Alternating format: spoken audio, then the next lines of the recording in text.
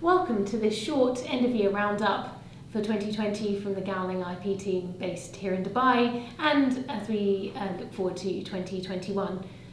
I'd like to start by welcoming our newest IP team member, Noor Hassan, who I'm delighted joined us last month. Thank you very much, Rachel. In terms of 2020 and the impact of the COVID-19 pandemic, like all businesses, we certainly saw an impact. This was particularly the case in early March, April, where a lot of our clients were pulling back on non-essential instructions, particularly on the prosecution side, and ambitious filing programs where the budgets just weren't going to be there for this year. Fortunately, we saw that really pick up around midsummer, and I'm pleased to say it's been busy from then until now, and we're looking forward to a really positive 2021. I think particularly the main impact we saw from an IP perspective were the office closures, difficulties with getting documents legalised, which had an impact for essential documents such as powers of attorney, and then on the enforcement side as well, not being able to have the face-to-face meetings with the officials to discuss cases for clients. I think we've seen in several cases where that has had an impact. There was also some positive news actually with the UAE fee reduction. So specifically in IP, we've seen a lot of fee reduction across the IP field and specifically in trademark. We've seen a 30% drop, which our clients have been very happy about. And also actually with the Madrid protocol, there has been some positive discussions.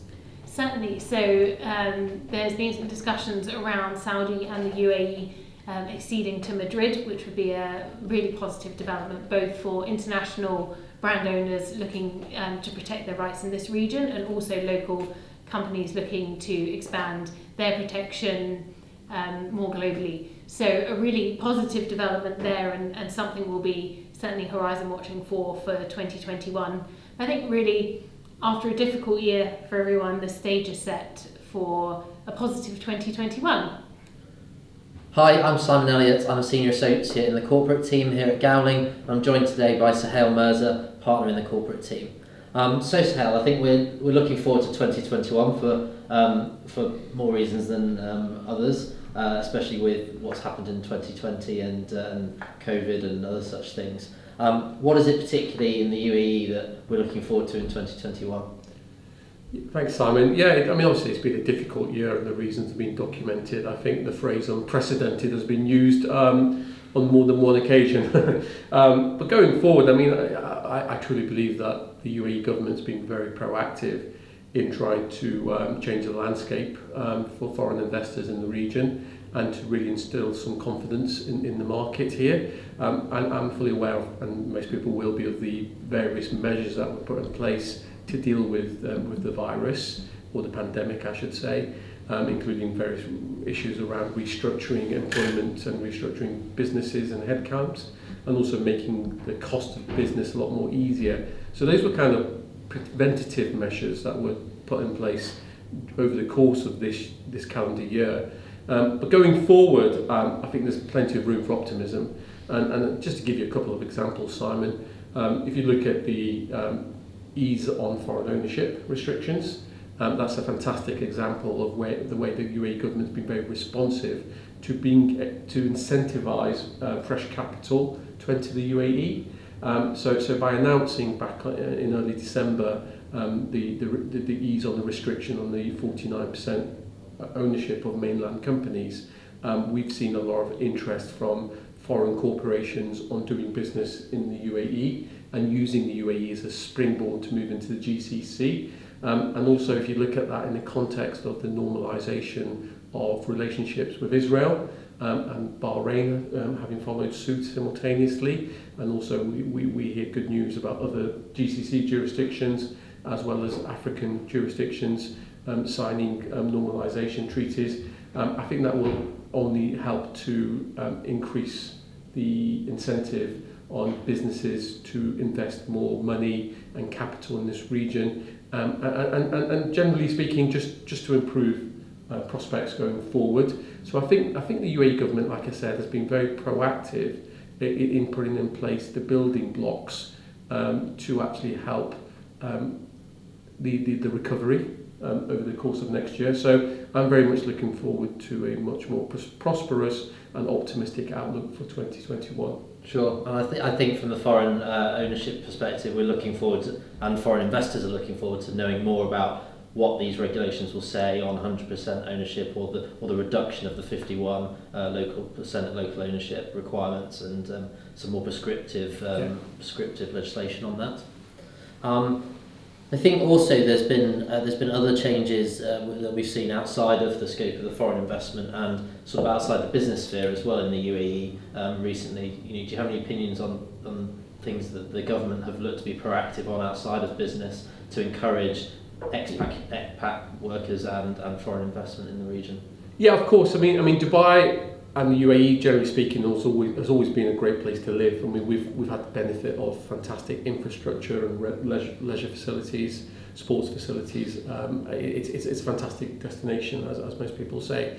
But in recognition of the fact that we do have a predominantly multicultural expat business community, and also extending the theme of tolerance, we've seen a sort of distinct change in the way the government's approaching personal laws. And that's been announced with, for example, the relaxation on cohabiting without being married. That was previously illegal, but from now onwards there's no restriction on cohabiting.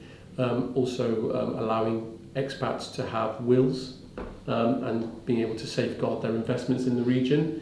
There was always some grey area around recognition of foreign wills, and as you may be aware, the DIFC had its own probate division to allow people to have DIFC registered wills, but now that's been eased a little bit more, so that foreign wills will be recognised in the UAE, which is great for expats. And beyond that, we've seen simplifying the visa requirements. So there was a 10-year golden visa that was announced at the beginning of the year or late 2019, but now that's been supplemented by the retirement visa.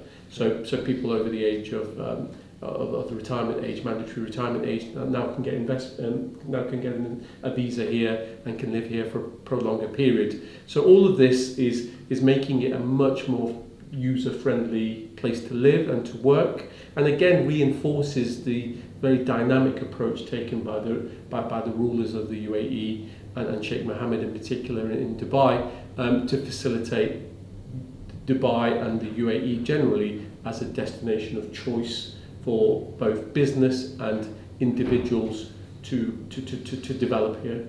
Sure. Yeah. And I think there's other things we're looking forward to in 2021. For example, the delayed Expo 2020/2021, and I think that sort of fits really well with what you said about the government being so proactive, and particularly in the spaces such as technology and financial technology, fintech. Yeah. And I think obviously that fits in really well with what we do here at Gowlings in the sort of the tech IP sectors that we strongly focus on.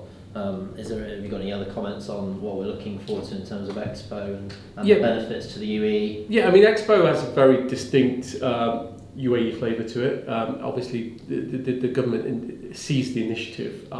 It was unfortunate that Expo had to be postponed due to the COVID pandemic, but now we're committed to 2021, and all things being equal, Expo will go ahead. And what's good about Expo is that a lot of foreign nations are using it as a platform to demonstrate their technological advancement and to also integrate advancements in areas around the Internet of Things, artificial intelligence, fintech. Those sorts of areas are going to be showcased at the Expo. Yeah. You also look at the Hyperloop and the amount of investment in the Virgin Hyperloop to connect Dubai and Abu Dhabi. It's amazing. The very fact that the UAE have also planning to send an astronaut to space, also launched its own space station. That there is a clear strategy towards all these to looking ahead. And just across the road from here, we have what's called the Museum of the Future, which is going to showcase more of this technology. So you look at it holistically, We could talk and talk about this, and I know this is a very short overview of what's going on. But going forward, all these technological innovations are just going to have a snowball effect. And you bring in play the Israeli investment, the US investment, all this will, and also obviously the traditional investment that we've already had from China, India, all that will continue. So we continue to be this gateway to regional enhancement and fantastic technological innovative opportunities in going into 2021. And Expo is just going to be something that is underlining all of that. Sure. Yeah, I think that's great. And I think in summary, there's a lot of talk around the world about consolidation in these times during COVID. Yeah. However, it seems, as we sort of demonstrated, that the UAE is really pushing forward. So that's great. Thanks, Sahel. Thanks very much. Thanks, Simon. And I wish everybody take this opportunity to wish them a peaceful end to what has been a very challenging year. But we look forward to doing business with everybody as usual come 2021. Thanks for listening. Thank you. Hi everyone.